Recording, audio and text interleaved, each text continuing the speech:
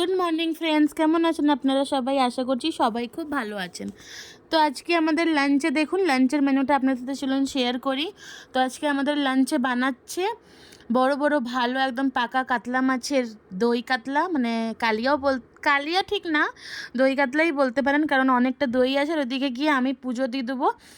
এই যে এখানে দেখুন ফুল দিয়ে সাজিয়ে দিয়েছি, আর এখানে আমি পুজো দিয়ে দেবো।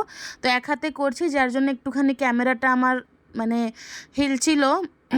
তো যাই হোক, এখানে ধূপকাঠি দেখি, এই যে আমি পুজো এখানে দেখুন দিয়ে দিচ্ছি ঠাকুরকে। আর আরতি করে নেবার পরে চলুন আস্তে আস্তে দেখাই আমাদের লাঞ্চে আজকে কি হচ্ছে। তো মা এখানে মশলা কষছে, রান্না করছে, দেখতেই পারছেন।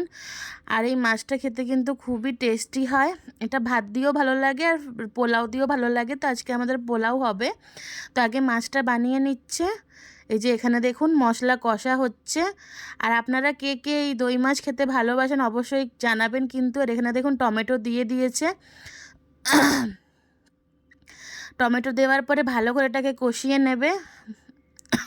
একটু রিচ হয় কিন্তু খুব টেস্টি হয়। খুব একটা রিচও বলা যায় না, কারণ তেল খুব একটা থাকে না মাছ ভাজাতে যতটা তেল থাকে। আর দইয়ের থেকে তো ভালোই তেল বেরায়। তো এটাকে ভালো করে দেখুন দইটাকে ফেটিয়ে মশলার সাথেই মিলিয়ে নিল। আর কাঁচা লঙ্কা চিড়েও দিয়েছে। এগুলো গোটা গোটা ঝোলের কাঁচা লঙ্কা খেতে কিন্তু খুব ভালো লাগে। আর আপনারা কে কে এই ঝোলের কাঁচা লঙ্কা খেতে ভালোবাসেন ওটা কিন্তু জানাবেন কমেন্ট করে। আর এই রান্নাটা সবাই কত ভালোবাসেন খেতে ওটাও জানাবেন।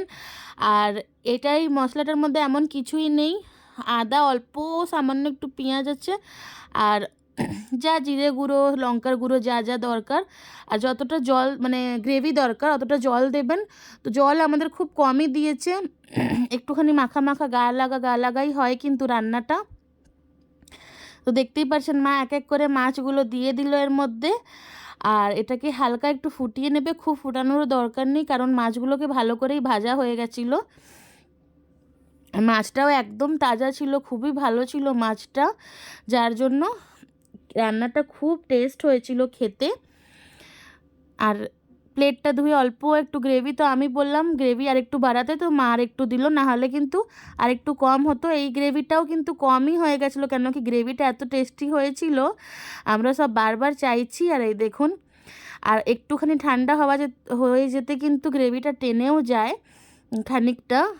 আর গ্রেভিটা কিন্তু লাস্টে কমই পড়ে গেছে, কেন কি সবাই চেটে চেটে গ্রেভিটাই খাচ্ছিল। আর এইদিকে আমার ছেলে যেহেতু মাছটা খেতে চায় না, ওর জন্য চিলি পনির বানাচ্ছি। তো এখানে ক্যাপসিকাম পেঁয়াজ আর টমেটো দিয়ে দিচ্ছি। আর এখানে দেখুন পনিরগুলোকে হালকা ফ্রাই করে রেখে নিয়েছি। আর একদমই সামান্য তেলে বানাচ্ছি, মানে 1 চামচ তেলে বানাচ্ছি। এই যে পনিরগুলো মিক্স করে দিচ্ছি আর সস দিয়ে দিচ্ছি। আর সসও একদম অল্প দিয়েছি, যার জন্য আমি টমেটো ইউজ করেছি যাতে সসটা কম লাগুক। আর সয়া সস তো দেইনি, খালি টমেটো সস দিয়েছি বাস।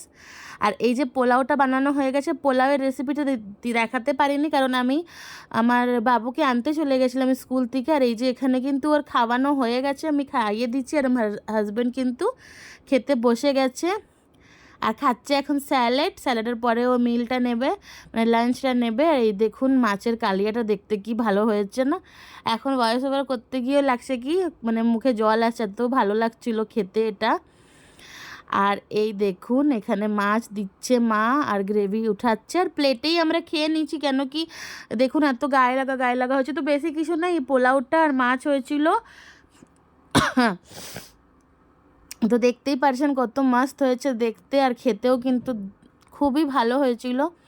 আর ভিডিওটা যদি ভালো লেগে থাকে অবশ্যই কিন্তু লাইক করবেন, চ্যানেলটাকে সাবস্ক্রাইব করবেন। আমার নতুন চ্যানেল বারবারই বলি সাবস্ক্রাইব করে নেবেন। তো চলুন আজকের জন্য এতটাই, টাটা বাই বাই। আবার দেখা হবে পরের কোনো ভিডিও। আর আপনারা কে কে এই রেসিপিগুলো খেতে এরকম ভালোবাসেন, আমার তো খুবই ভালো লাগে, অবশ্যই কিন্তু কমেন্ট করে জানাবেন। টাটা বাই বাই, আবার দেখা হবে পরের কোনো ভিডিওতে।